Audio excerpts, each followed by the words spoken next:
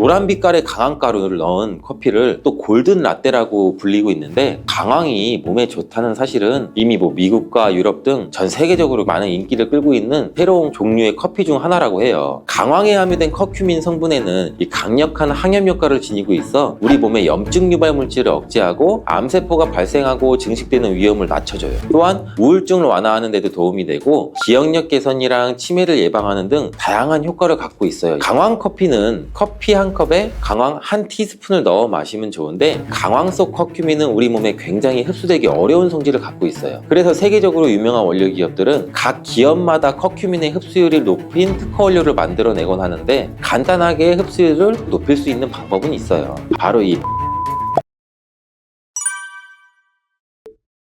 믹스커피, 지금부터 꼭 이렇게 드셔야 돼요. 의사들이 적극 추천하는 방법입니다. 믹스커피는 당뇨에 안 좋다는데 먹어도 되는 거야? 요즘 이렇게 질문하고 있지 않으세요? 결론부터 말씀드리면, 어떻게 먹는 건지에 따라서 이 믹스커피는 건강에 도움이 될 수도 있고 안 될 수도 있어요. 그래서 우리는 잘 알고 드셔야 되는 거예요. 지금부터 믹스커피에 대한 모든 것을 자세히 한번 알아볼 텐데, 영상을 끝까지 보시면 믹스커피 성분, 효능, 부작용, 건강에 어떤 영향이 있는지와 사람에 따른 하루 권장량, 믹스커피와 같이 드시면 정말 좋은 식품까지 그동안 몰랐던 믹스커피에 대한 모든 진실을 아실 거예요.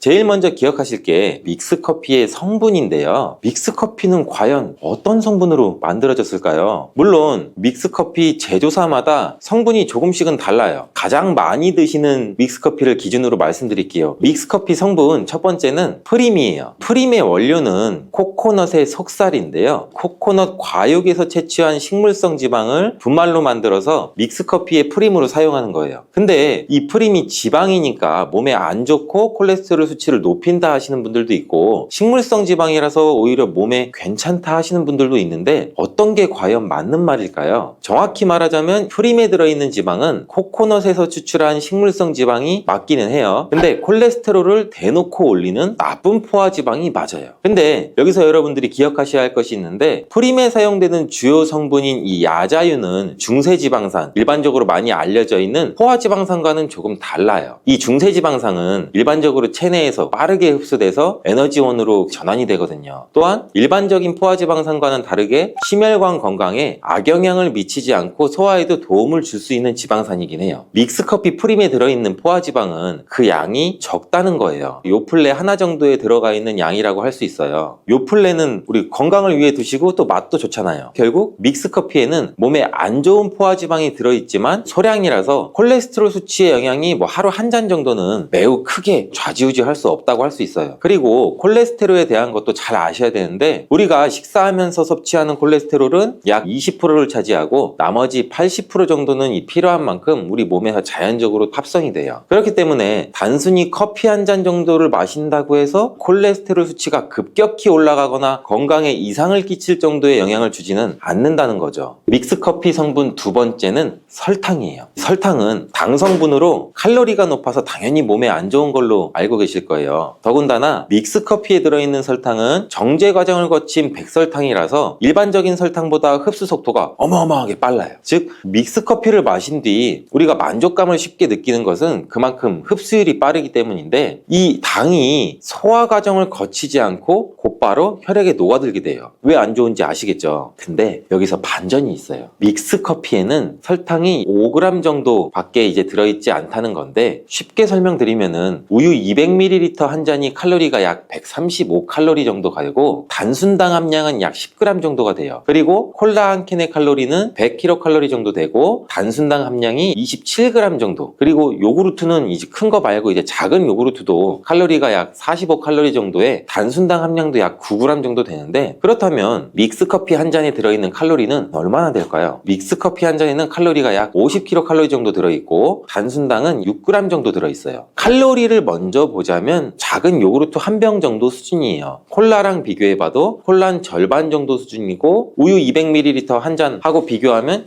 3분의 1 정도라고 볼 수 있죠. 우유는 건강에 좋다고 드시는 경우가 많은데 칼로리만 보면 믹스커피가 좋아 보이죠.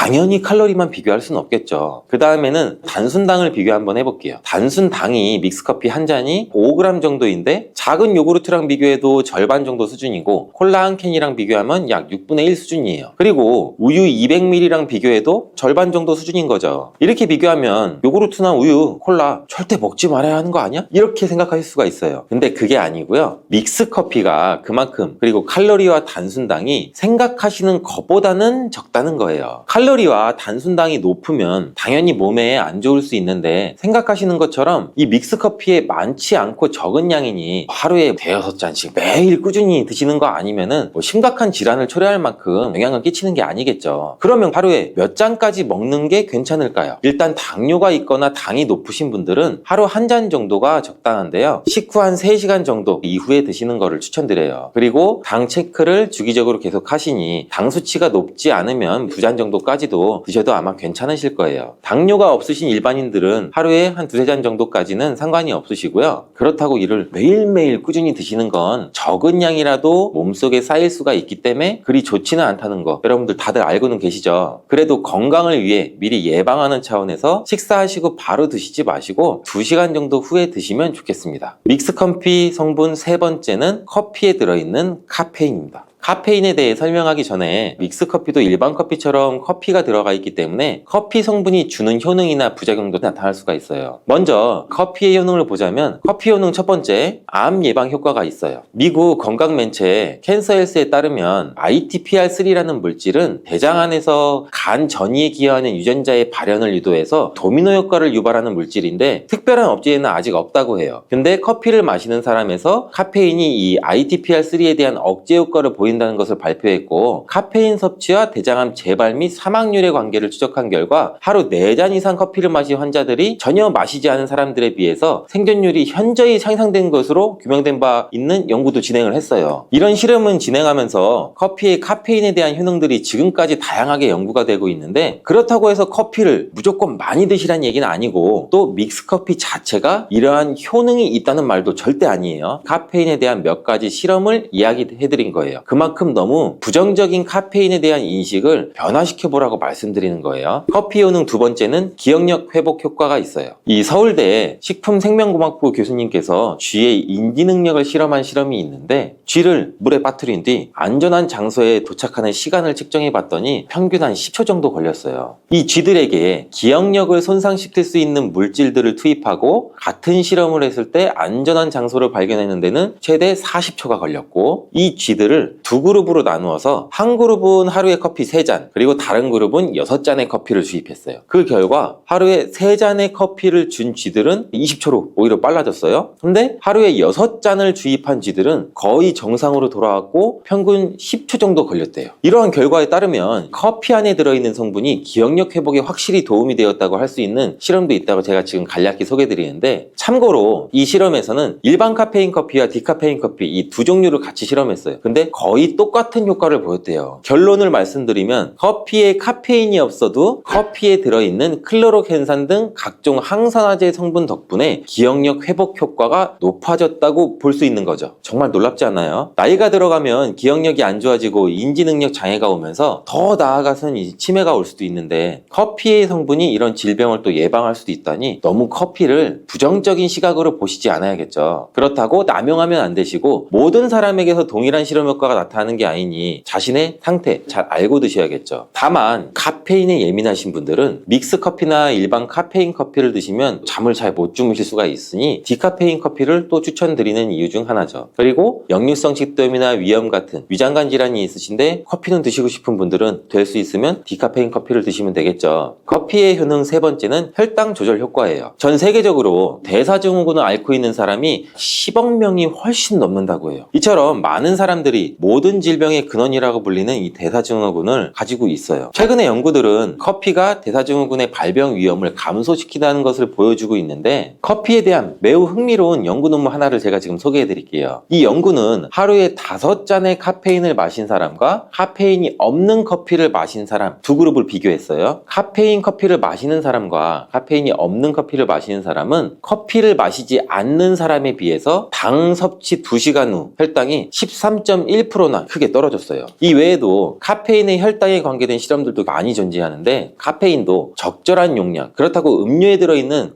합성 카페인 이거를 말씀드리는 거 아니에요. 적절히 섭취하면 큰 부작용 없이 드실 수 있다는 것을 말씀드리는 거예요. 커피 효능 네 번째는 다이어트 효과예요. 다이어트를 하는 사람들이 운동하기 전에 커피를 마시고 나서 운동을 한다면 카페인이 신진대사를 빠르게 함으로써 운동 효과를 증진시키기 때문에 체중 감량에도 도움을 줄 수가 있어요. 뿐만 아니라 커피에는 카페인 성분이 포함되어 있는데 당연하게도 믹스커피에 포함된 커피에도 카페인이 포함되어 있겠죠. 이런 카페인은 적절한 용량을 섭취한다면 신체적 피로 해소와 소화기능 개선과 같은 효능을 누릴 수가 있어요. 오전에 커피 한 잔을 마시면 화장실에 가고 싶어지는 것도 커피의 카페인 성분이 우리 장 운동을 활발하게 해주는 데 영향을 주기 때문이고, 물론 이뇨작용도 활발히 해줘서 소변도 조금 더 많이 보게 되긴 하지만요. 다시 돌아가서 믹스커피에 들어있는 세 번째 성분 카페인에 대해 알아볼 건데요. 믹스커피에 포함된 카페인 용량은 제품마다 차이가 있을 수 있어요. 평균적으로는 약 60mg 가량의 카페인이 한 잔 용량의 믹스커피에 포함되어 있는데, 이는 일반적인 아메리카노 대비 3분의 1 수준에 해당하는 수치예요. 결과적으로 이 믹스커피의 카페인은 일반 아메리카노보다도 훨씬 적게 들어있는 거죠. 그렇다면 식약처에서 권고하는 카페인 일일 최대 섭취량은 얼마나 될까요? 일반 성인의 경우 카페인 최대 섭취량은 400ml 정도이고요. 어린이나 청소년은 체중 1kg당 2.5mg 이하, 임산부는 200mg 정도예요. 그러나 임산부의 경우에는 카페인이 태아에 미치는 영향이 조금이라도 있을 수가 있으니 안 드시는 게 좋겠죠. 콜라 한 캔에 카페인이 보통 35mg 정도 들어있으니 믹스커피가 카페인 성분량도 그렇게 많이 크지 않다는 것을 알 수가 있어요. 여기서 잠깐, 그렇다면 믹스커피와 같이 먹었을 때 효과를 극대화시킬 수 있는 식품이 과연 있을까요?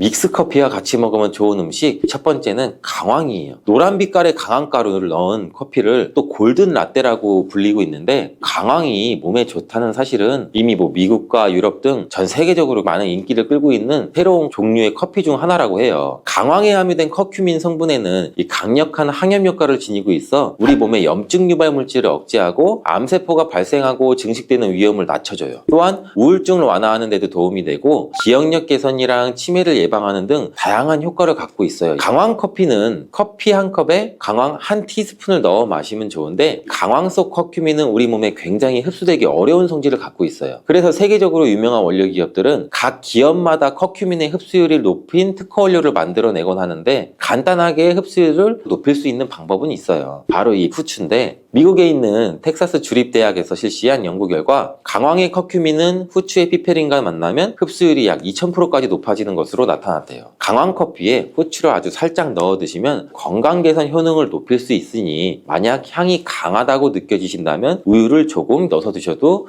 괜찮을 것 같아요. 믹스 커피와 같이 먹으면 좋은 음식 두 번째는 계피예요. 커피에 계피를 넣으면 아주 향긋한 커피를 또 즐길 수가 있어요. 후추와 정향에 이어서 세계 3대 향신료 중 하나인 계피는 이미 수천 년 동안 약재로 사용되어 왔으며, 여러 연구를 통해 계피의 다양한 효능이 또 입증되어 왔어요. 커피의 원료 생산국인 이 멕시코에서도 커피에 이 시나몬 스틱을 넣은 커피를 즐겨 마신다고 해요. 미국 당뇨협회가 발표한 연구에 따르면 제2형 당뇨병 환자에게 계피를 투여하자 혈당, 중성지방 수치는 낮아지고 좋은 콜레스테롤 수치는 또 높아졌다고 해요. 블랙커피에 계피 약 2분의 1에서 한 티스푼을 넣은 후 섞어 마시는 것이 황금 비율이라고 하니 한번 참고해서 드셔보시면 좋을 것 같아요. 특히 요즘같이 추운 날씨에 감기 증상을 완화하고 속을 따뜻하게 해주는 성질에 의해서 혈액순환에도 아주 좋은 성질을 갖고 있어요. 믹스커피와 같이 먹으면 좋은 음식 세 번째는 생강이에요.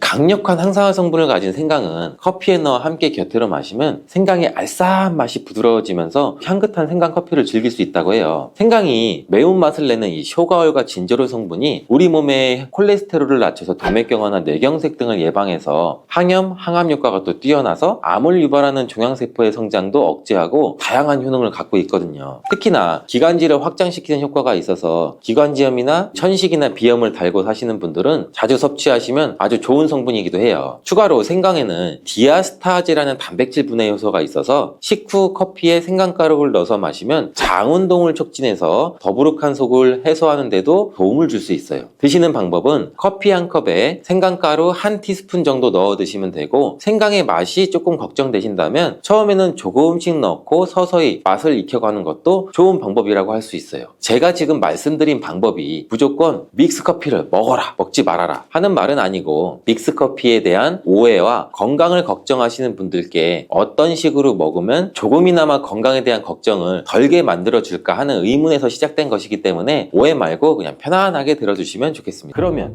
모든 과일들은 몸에 다 좋나? 아니죠. 아쉽게도 아니에요. 이 GI 지수가 높은 식품은 혈당을 급격히 상승시킬 수가 있어요. 특히 고칼로리 식사와 과다한 당분 섭취는 당뇨의 주요 원인이 될 수가 있어요. 당뇨가 있더라도 적당히 섭취하면 건강에 도움이 되는 과일들 제가 5가지 알려드릴게요. 당뇨가 걱정이라면 바로 이 과일을 드셔야 됩니다. 형형색색의 과일들은 우리의 눈과 입을 즐겁게 하죠. 또 계절마다 다른 제철 과일들을 손꼽아 기다리기도 하고요. 저도 과일만 생각하면 과일 킬러라서 지금도 입에 침이 고이네요. 또 요즘에는 외국에서 나오는 이름이 생소한 과일들도 굉장히 마트에서 쉽게 찾아볼 수 있잖아요. 저녁 반찬, 저녁장 보러 마트에 가면은 신선한 과일들도 많고, 이렇게 맛 좋은 과일들 맛있다고 혹시 마음껏 많이 드시고 계시지는 않아요? 아니면 반대로 혈당이나 당뇨가 걱정돼서 일부러 멀리하고 나 한 조각만 먹을 거야, 혹시 이렇게 하세요? 아니죠. 당뇨가 걱정되시는 분들, 이미 당뇨가 있으신 분들한테 유용하고 중요한 과일에 대한 정보를 제가 지금 바로 알려드릴게요. 과일을 어떻게 먹는지에 따라 우리의 건강에 큰 차이를 만들 수가 있어요. 이 과일은 맛이 굉장히 좋잖아요. 그리고 비타민, 미네랄, 식이섬유, 항산화 물질 굉장히 풍부하죠. 우리의 건강에 매우 중요한 역할을 해요, 이런 과일들이. 다양한 과일에는 몸에 좋은 영양소가 굉장히 많은데, 예를 들어 비타민 C가 풍부한 과일은 면역력을 높여주고, 항산화 물질이 풍부한 과일은 우리 몸에 세포 손상을 막고 노화 방지에도 도움을 주고, 또 과일에 포함된 이러한 식이섬유는 우리 소화 건강을 돕고 혈당 조절에도 중요한 역할을 하는데, 그러면 모든 과일들은 몸에 다 좋나? 아니죠. 아쉽게도 아니에요. 개개인에게 맞는 과일을 선택하는 기준을 잘 살펴보고 우리가 먹어야죠. 과일을 선택할 때 중요한 지표 중 하나가 GI라고 불리는 당화지수랑 GL이라고 불리는 당부하지수예요. 이 두 지표는 우리가 과일을 굉장히 많이 섭취했을 때 우리 몸에 혈당에 미치는 영향을 알려주는 수치라고 보시면 돼요. 어디선가 우리도 GI 하는 GI 지수라고 들어보신 적 굉장히 많으시죠? 이게 칼로리보다 이 GI 지수가 중요하다는 말 한 번쯤은 들어보셨을 거예요. 당화지수, 즉 이 GI 지수는 우리 식품이 혈당을 얼마나 빨리 올리는지를 나타내는 지표인데, 이 GI 지수가 높은 식품은 혈당을 급격히 상승시킬 수가 있어요. 반면에 GI 지수가 낮은 식품은 천천히 혈당을 올리기 때문에 우리가 음식을 섭취하면서 당뇨 관리에 조금 더 유리하다고 보시면 돼요. 그리고 당 부하 지수, 즉 GL 지수는 GI 지수와 식품에 포함된 탄수화물의 양을 고려한 지표인데, 말이 어렵죠. 쉽게 말해서 GI 지수는 각 그램에 대한 혈당 지수라면, GL 지수는 한 번 먹는 1회 분량으로 계산된 양에 대한 혈당 지수예요. 그래서 이 지수가 실제 혈당 반응을 더 정확하게 반영한다고 볼 수 있어요. 일반적으로 당화지수와 당부하지수가 낮은 과일이 이 혈당 스파이크, 즉 혈당이 급격히 높아지거나 낮아지는 이런 현상을 일으키지 않는데, 이 때문에 혈당이 걱정되시는 당뇨 환자분들은 이러한 과일을 잘 알고서 드셔야 되는 게 중요하겠죠. 당뇨병은 혈당 조절에 문제가 생기는 질환인 거 다 아시죠? 대부분의 경우 인슐린이라는 호르몬이 정상적으로 작용하지 않거나 인슐린 저항성의 문제와 분비량이 부족해져서 혈당이 높아지게 되는 거죠. 주된 원인은 크게 보면 유전적인 요인과 생활 습관에 있어요. 이러한 당뇨병은 가족력으로 전해지는 경우도 많고, 또한 불규칙한 식습관, 과도한 스트레스, 운동 부족, 비만 등도 굉장히 주요한 원인인데, 특히 고칼로리 식사와 과다한 당분 섭취는 당뇨의 주요 원인이 될 수가 있어요. 그래서 더더욱 음식을 드실 때 더 잘 알아봐야 하는데, 우리 당뇨가 있으신 분들은 단 음식, 과일을 섭취하면 안 된다. 이렇게 알고 계신 분들이 굉장히 많아요. 그렇죠? 하지만 당뇨에 도움이 되는 과일이 있다는 거, 이제 이 당뇨에 좋은 과일들을 한번 알아볼게요. 당뇨가 있더라도 적당히 섭취하면 건강에 도움이 되는 과일들 제가 5가지 알려드릴게요. 첫 번째는 블루베리입니다. 이 블루베리는 대표적인 당뇨에 좋은 과일로 잘 알려져 있는데 그 이유가 아까 설명드린 GI 지수가 낮기 때문이에요. 이 GI 지수가 낮다는 것은 쉽게 말해 혈당을 급격하게 올리지 않는다는 뜻인 거 우리 다 이해하셨죠? 그래서 블루베리는 당뇨 환자들이 섭취하기에 굉장히 좋은 과일이에요. 블루베리는 또 항산화 성분이 굉장히 풍부해서 우리 몸의 세포 손상을 예방하고 염증을 줄이는 데 도움도 돼요. 특히 이 블루베리 껍질에 풍부하게 함유된 안토시아닌이라는 항산화 물질은 혈당을 조절하는 데에도 긍정적인 영향을 미치고 또한 우리 눈 건강에도 굉장히 도움이 많이 되기도 해요. 이 블루베리는 식이섬유도 많고 우리 몸의 소화 속도를 늦추고 혈당 상승도 완만하게 만드는데 이 블루베리를 생으로 신선하게 먹거나 요거트나 샐러드에 추가해서 먹으면 굉장히 맛있게 드실 수가 있어요. 하지만 과유불급 블루베리도 당분이 함유되어 있기 때문에 하루 한 줌 정도만 드시는 걸 추천드리겠습니다.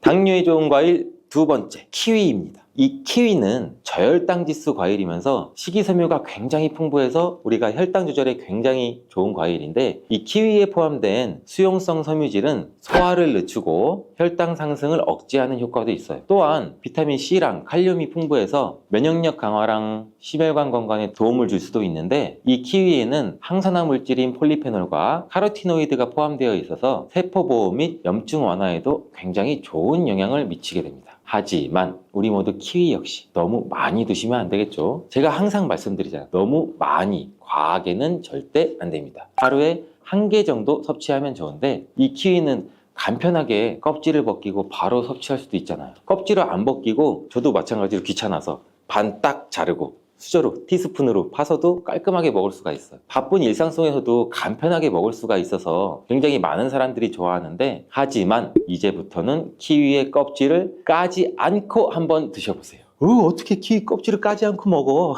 키위의 껍질에는 실은 속살보다 더 많은 섬유질, 즉 식이섬유가 풍부해서 변비나 장 건강에 도움을 줄 수 있고 굉장히 다양한 항산화 물질이 포함되어 있기 때문에 우리 몸의 세포 손상도 막을 수가 있다고 해요. 또 면역 체계에도 도움을 줄 수가 있다고 하고 근데 까슬까슬한 털이 있어서 겉면을 잘 씻어서 껍질째로 한번 드셔보시는 게 좋을 것 같은데 껍질이나 과육에 알러지 반응이 있으신 분들은 껍질을 벗기고 먹는 게 물론 좋습니다. 저도 실은 한 번도 키위를 껍질째 먹어보진 않았는데 오늘 집에 가서 한번 잘 씻어서 도전해 보겠습니다. 여러분들도 한번 도전해 보세요. 세 번째 과일은 배입니다. 배는 저혈당 지수 과일 중에 하나로 특히 배에는 수용성 식이성분인 펙틴이 풍부해서 우리 몸의 소화 과정을 늦추고 혈당이 급상승하는 걸 억제하는 데 도움을 줄 수 있습니다. 배의 섬유질은 장 건강에도 좋고 우리 변비를 예방하는 데도 아주 효과적인데 배는 비타민 C, 항산화 성분 그리고 수분이 많이 포함된 과일로 우리 몸의 수분 균형을 유지하는 데도 물론 도움을 줘요. 수분이 풍부한 배는 특히 체내 독소 배출과 배뇨 촉진에도 좋은 영향을 주는데 이로 인해서 배는 당뇨 환자의 전반적인 건강 유지에도 긍정적인 영향을 준다고 해요. 또 배는 달콤하고 시원한 맛이 있어 남녀노소 호불호 없이 굉장히 좋아하는 과일이죠. 차게 냉장고에 해놨다.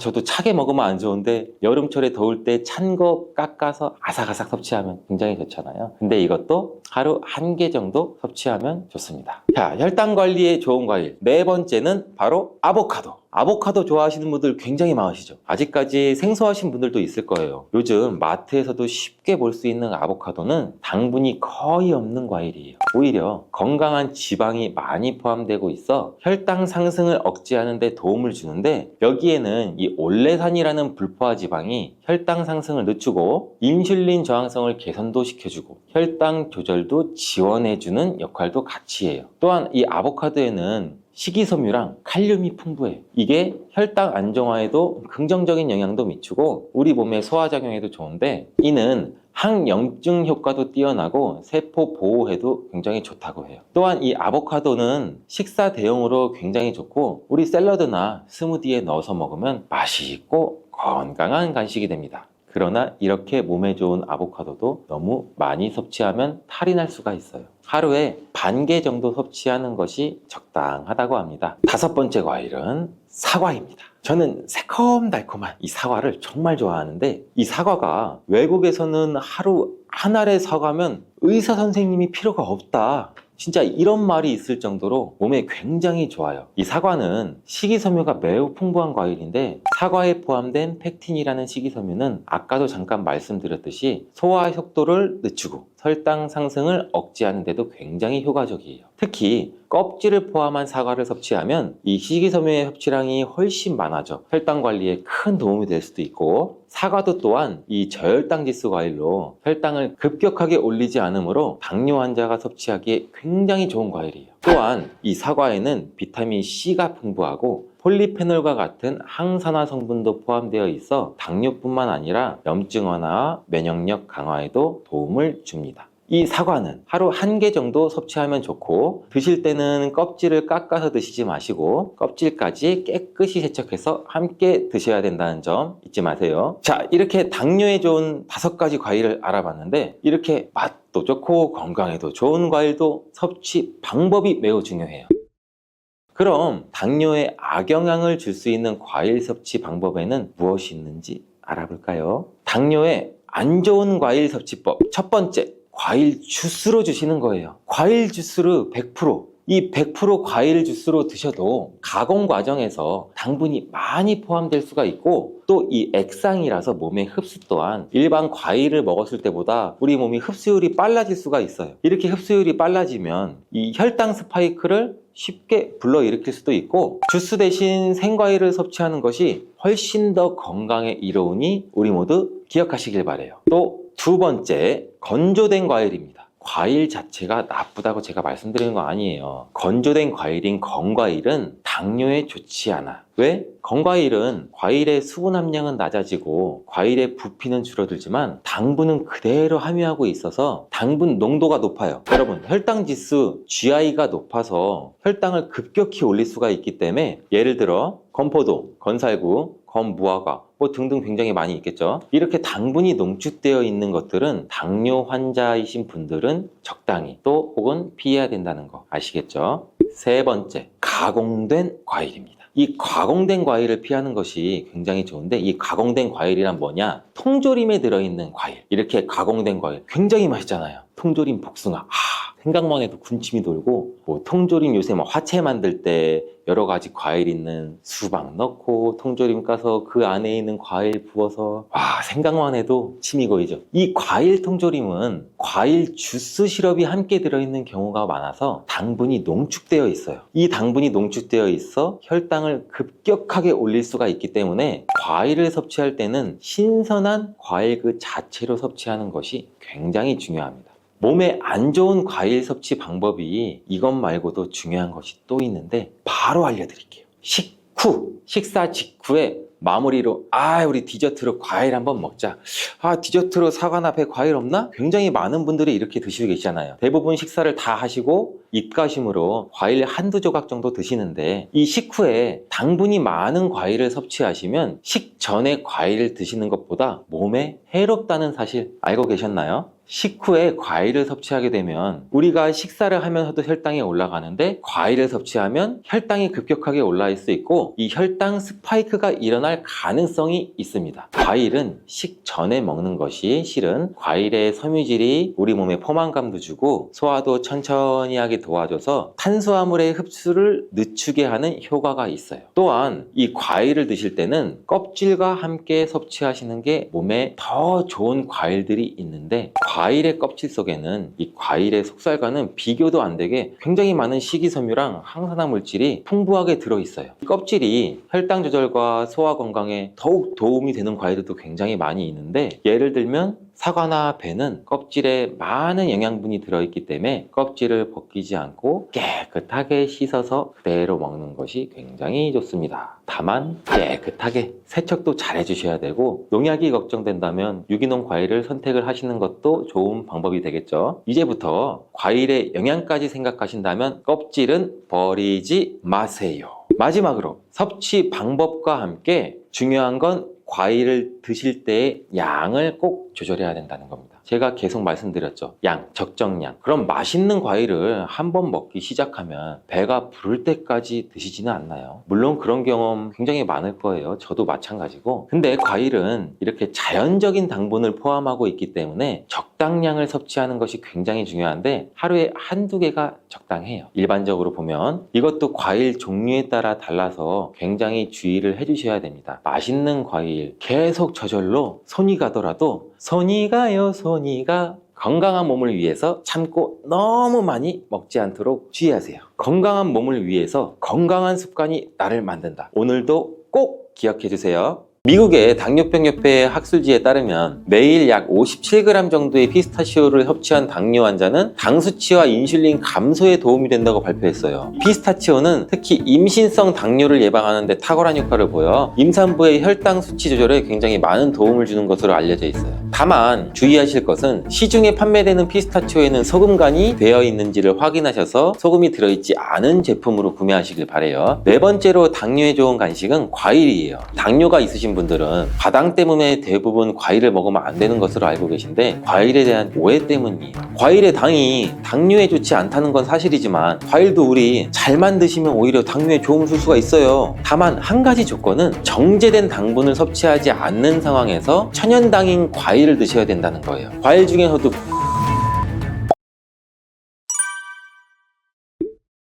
일단 당뇨가 발생되게 되면 우리 먹지 말라는 것, 먹으면 안 되는 것이 너무 많죠. 당뇨는 평생 관리해야 되는 질환이라고 하잖아요. 이것 때문에 평소 즐겨 먹던 음식들을 거의 다 못 먹게 되고 약간 항상 허기를 느낄 수밖에 없죠. 당뇨가 있으신 분들한테 식단 관리가 필수인 이유는 식이요법 없이는 치료가 불가능하기 때문이에요. 이 당뇨약은 혈당 수치를 인슐린 분비를 촉진시키거나 인슐린을 주입해서 인위적으로 혈당을 떨어뜨리는 역할을 하는 거고 당뇨병을 완치해 주는 것은 아니에요. 그렇기 때문에 당뇨가 있는 분들이 식이요법을 시작하게 되면 먹지 말라는 음식도 너무 많고 맛있는 기름진 음식도 먹으면 안 되고 밥도 많이 먹지 말라고 하니 먹어도 금방 배가 고파지고 매우 고통스러워 하시는데 당뇨가 있는 분들도 드셔도 되는 간식에 대해서 제가 알려드릴게요. 알려드리는 음식들은 당뇨가 있는 분들이 드셔도 괜찮을 뿐만 아니라 당뇨에 도움이 될 수 있는 것들이니 집중해서 영상 끝까지 시청해 주시기 바라요.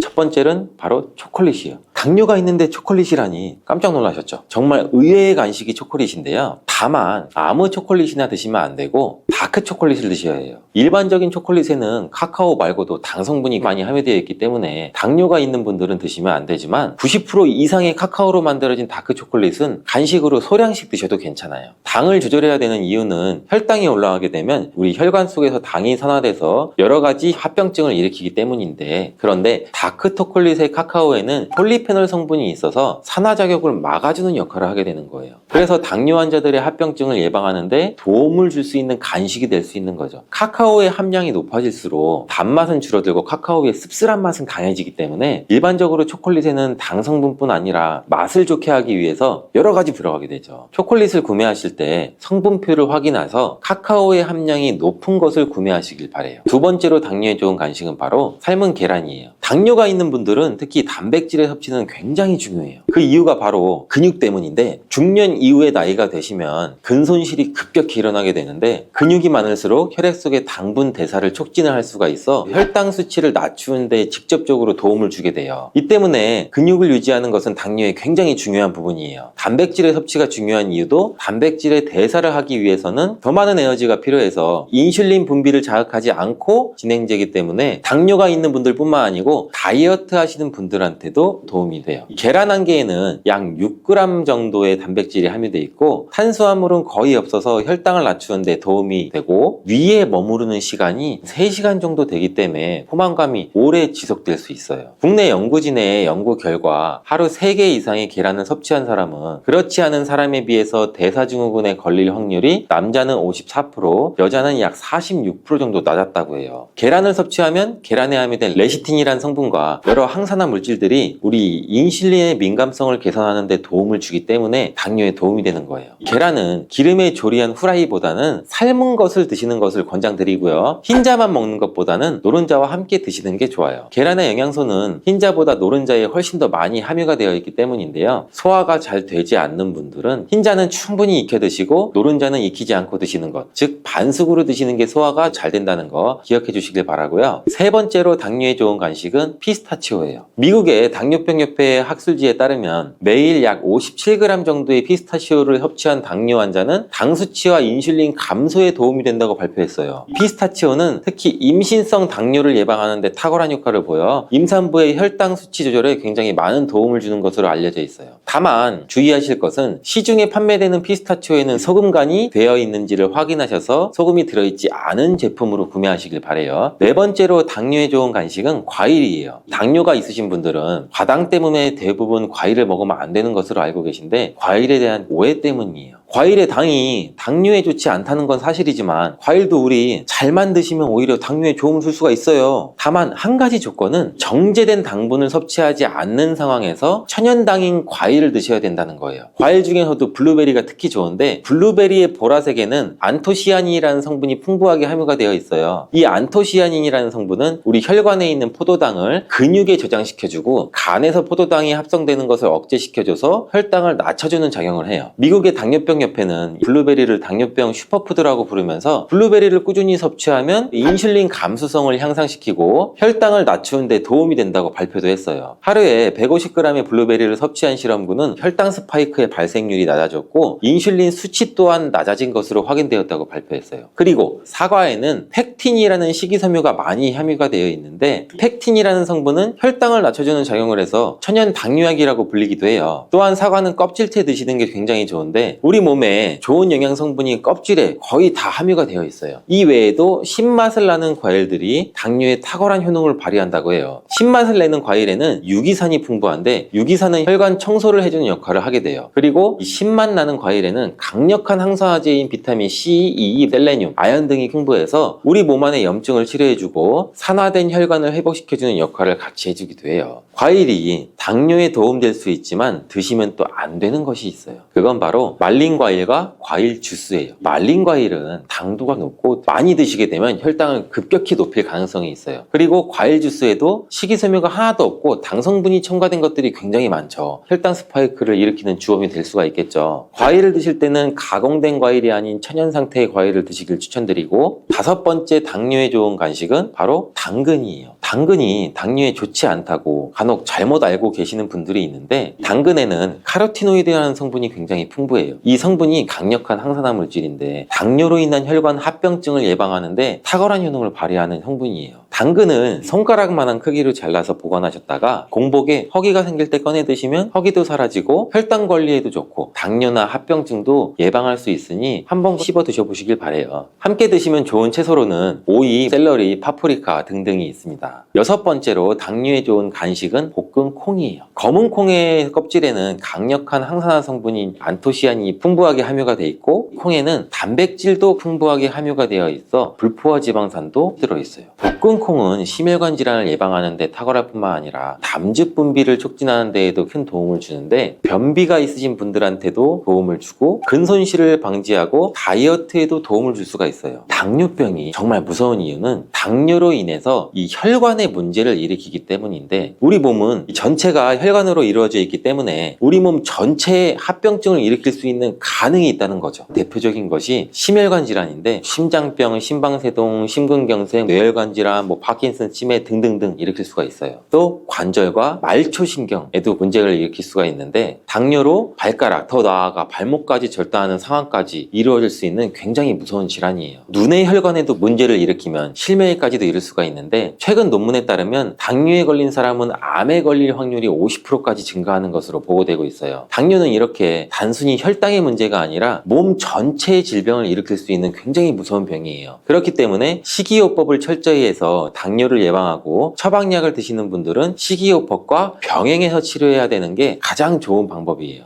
현대인들에게 점점 더 흔해지고 있는 질환 중 하나가 바로 당뇨죠. 당뇨는 한번 걸리게 되면 평생 관리해야 하는 질환이기 때문에 예방이 무엇보다 중요한 거 다 아시죠? 그런데 오미자가 당뇨 예방에 아주 좋은 역할을 한다는 사실 알고 계셨나요? 오미자는 혈당을 조절하는데 도움을 주는 식품입니다. 이는 아까 알려드렸던 오미자에 포함된 쉬잔드린이라는 성분과 항산화 성분 덕분입니다. 이 성분들은 인슐린 저항성을 낮춰주고 혈당을 안정적으로 유지하는 데에도 도움을 줍니다. 쉽게 말해서 혈당이 갑자기 확 올라가는 것을 막아줄 수가 있는 것이고요. 또한 오미자는 달콤하면서도 신맛이 나고 약간은 쓴맛과 짠맛까지 느껴지는 아주 신비로운 열매, 무엇인지 아시나요? 아시는 분들 많으실 것 같은데요. 바로 오미자입니다. 오미자는 5가지 맛이 난다고 해서 붙여진 이름이죠. 이 오미자가 우리 건강에 얼마나 큰 도움을 주는지 아시는 분 있으실까요? 여름에 오미자차를 많이 즐기지만 사실 그 효능은 생소한데요. 이 오미자가 우리 몸에 큰 도움을 준다는데 이 열매가 어떤 효능이 있고 또 어떤 음식과 잘 어울리는지 하나하나 알아보도록 할게요.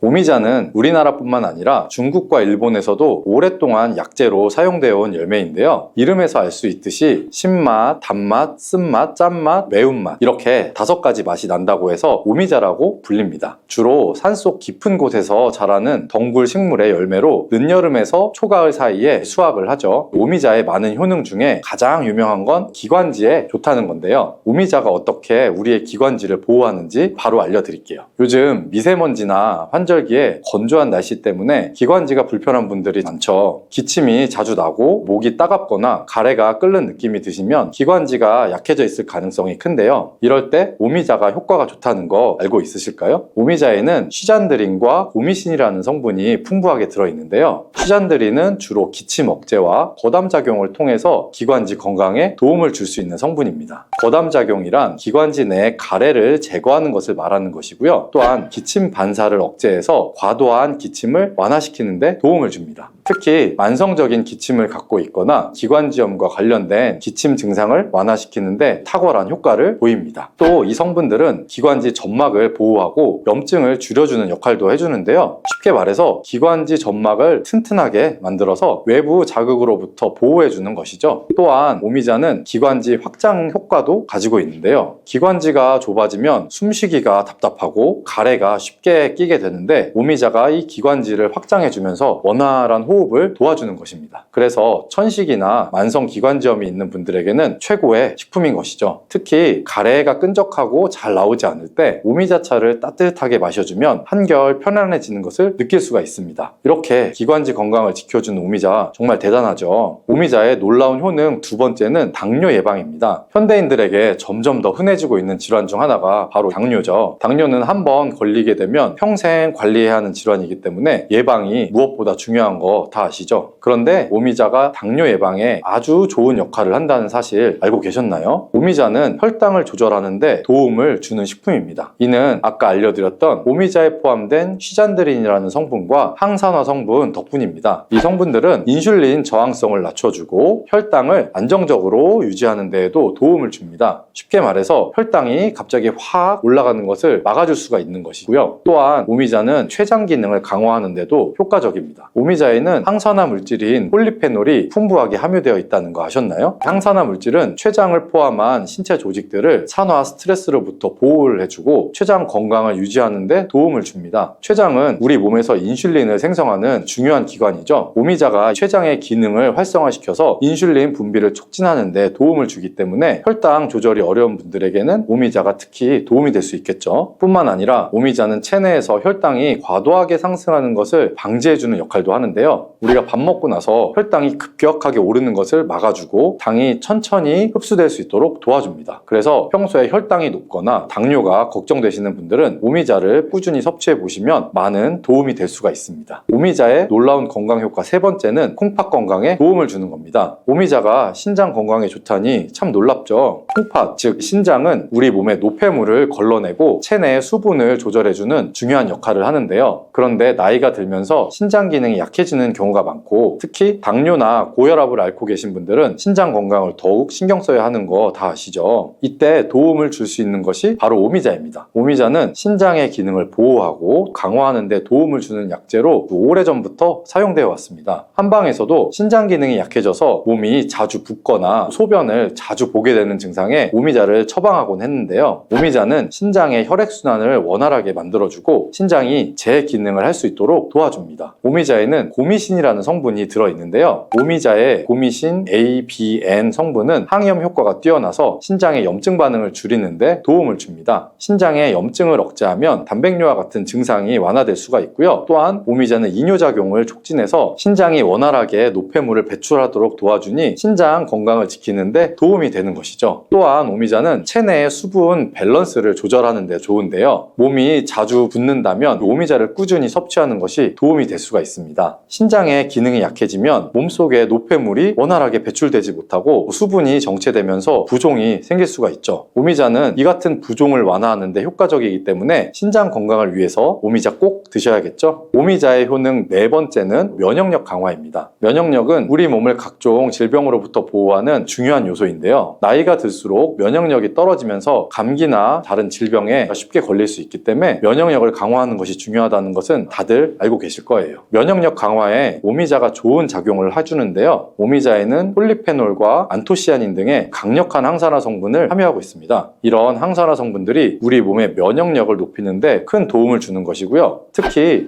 폴리페놀과 플라보노이드 성분이 풍부해서 우리 몸의 세포를 손상으로부터 보호해주고 염증 반응을 감소시키고 면역 체계를 강화할 수가 있습니다. 오미자의 항염증 작용은 면역력을 유지하는 데 도움을 주고 활성산소를 제거하는 역할도 하기 때문에 면역력뿐만 아니라 노화 방지에도 효과적이죠. 또한 오미자는 우리 몸의 백혈구 수치를 증가시키는 데 도움을 줄 수 있다는 것 아셨을까요? 백혈구는 외부에서 침입하는 바이러스나 박테리아를 공격하는 역할을 하는 중요한 세포인데요. 오미자를 섭취하면 백혈구의 활동이 활발해지면서 감염 예방에 도움을 받을 수가 있습니다. 오미자의 놀라운 건강 효과 다섯 번째는 피로회복입니다. 우리 몸이 피곤할 때 단순히 잠을 많이 잔다고 해서 피로가 쉽게 풀리지 않을 때가 있죠. 특히 중년과 노년층이 되면 피로가 쉽게 쌓이고 회복이 더뎌지는 경우가 많은데요. 자도 피로가 풀리지 않고 개운하지 않을 때가 있을 거예요. 이럴 때 도움이 되는 것이 바로 오미자입니다. 오미자는 피로회복에 도움을 주는데요. 오미자가 철분을 함유하고 있다는 것 아셨을까요? 철분은 적혈구의 헤모글로빈 생성에 중요한 역할을 하죠. 철분이 충분하면 혈액 내 산소 운반 능력이 향상이 돼서 혈액순환도 원활해질 수가 있습니다. 혈액순환이 원활해지면 우리 몸 구석구석에 산소와 영양분이 잘 전달이 되기 때문에 피로가 덜 쌓이게 되고, 특히 오미자는 간 기능을 보호하는 효과도 있어서 피로로 인해서 몸이 무거운 분들에게 더욱 유익한 식품이 됩니다. 또 오미자에는 고미신이라는 성분이 들어있는데요. 이 성분들은 아까 말씀드렸던 신장 건강에 유익한 작용을 할 뿐만 아니라 간 기능을 활성화시키고 피로 물질을 빠르게 분해하는 역할을 한다고 알려져 있습니다. 간은 우리 몸의 해독작용을 담당하는 중요한 기관인 거 다들 아시죠? 오미자가 간 기능을 도와주면서 피로 회복에도 큰 도움을 주는 것입니다. 또 오미자는 스트레스를 줄여주는 효과도 있는데요. 스트레스가 많으면 피로가 쉽게 쌓이게 되는데 오미자가 신경을 안정시키는 작용을 해서 긴장을 풀어주고 피로를 완화하는 작용을 해주는 것이죠. 이렇게 여러 가지 건강에 이점이 있는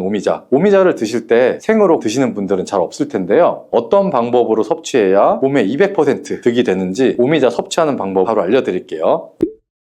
오미자를 가장 쉽게 섭취하는 방법은 찬물에 우려서 마시는 겁니다. 오미자를 뜨거운 물에 넣고 끓이면 끓일수록 쓴맛이 강해지기 때문에 오미자를 우릴 때는 보통 찬물에 우려내는데요. 따뜻한 물에 우려내셔도 되지만 너무 쓴맛이 강해질 때는 기호에 따라 꿀이나 스테비아를 넣어서 맛을 조절하면 됩니다. 따뜻한 오미자차도 좋지만 냉침으로 천천히 우려내면 색도 더욱 예쁘고 맛도 깔끔한데요. 여름철에는 시원하게 즐길 수 있어서 더욱 좋은 오미자 냉침차 만드는 방법을 알려드릴게요.